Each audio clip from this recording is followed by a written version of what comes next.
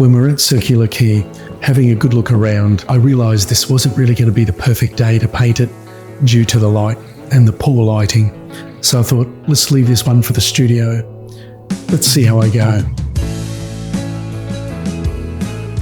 This is the type of scene that you almost have to definitely be painting well, painting on song, really sort of working well, because it really does require accurate drawing, very accurate values, where with sort of just a run-of-the-mill sort of landscape scene, we tend to be able to kind of fake it a little to a degree, especially with colour.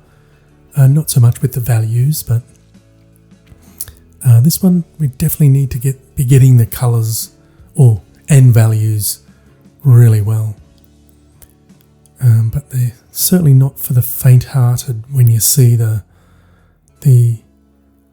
work and shapes that are just in this one ferry. But I have to admit, they are great. And I think the best advice I can give you is to brace yourself for the drawing, brace yourself for this first stage.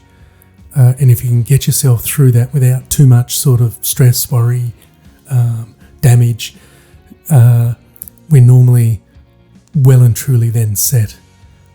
Because the beauty of that is the finishing off compartment as the second stage, third stage, and bringing it to a finale normally gets easier and easier. I find very similar with sort of street scenes, interiors. Once I get the subject down and in, so we're nearly there, then my concern and worry really does drop off. This really, the start's actually probably the main worry, that I don't get, say, the boat too small, too big, in the wrong place or not in a good place. So you may notice that the water is quite a definitely different value than the background. It is slightly different in colour as well. The water will be more a reflection of the sky, where the distant area where the Sydney Harbour Bridge and the background buildings are definitely a darker value, and it's a little more like a sort of a pale bluey purple, where the sky is going to be a much lighter, more of a blue. But with the French ultramarine, it does have quite a bit of red in it as well, so that kind of does help. This is a fairly different way to approach painting bridges. Sometimes you can put the sky in and paint the bridge over the sky, but this is definitely the way that I prefer to do it.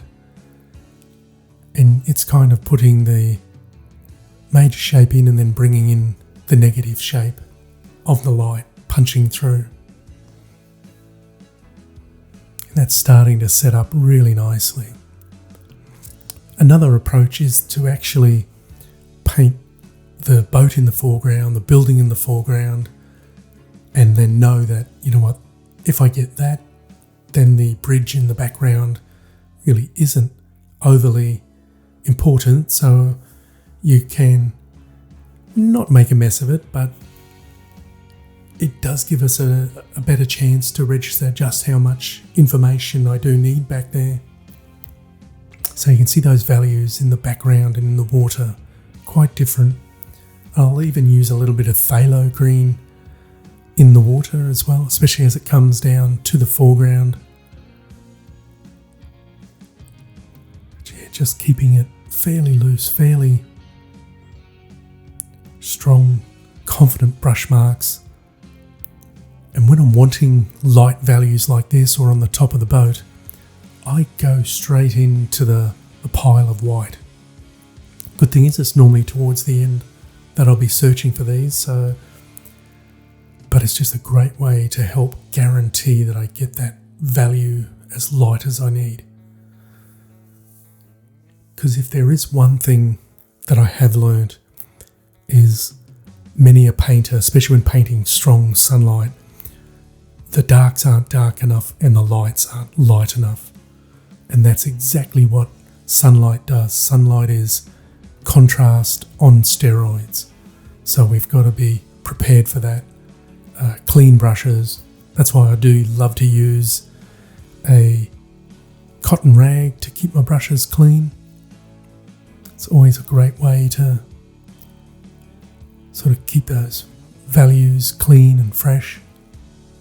It's quite a tricky little effect, the shine on the water, but because it's almost straight white. I'm really pleased I waited for the studio with this one. It was technically quite difficult, especially if the boats were going to be moving in and out all the time. So I think this proved to be the best strategy. I hope you enjoyed it. All the best.